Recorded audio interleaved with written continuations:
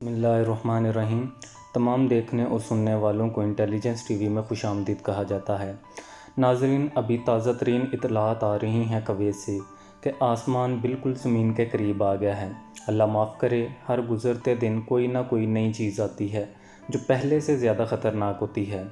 आप वीडियो देखें और फ़ैसला करें कि ये सच है या झूठ, और कमेंट में अपनी राय का इजहार ज़रूर करें और अल्लाह अस्तग़फ़ार तौबा करें।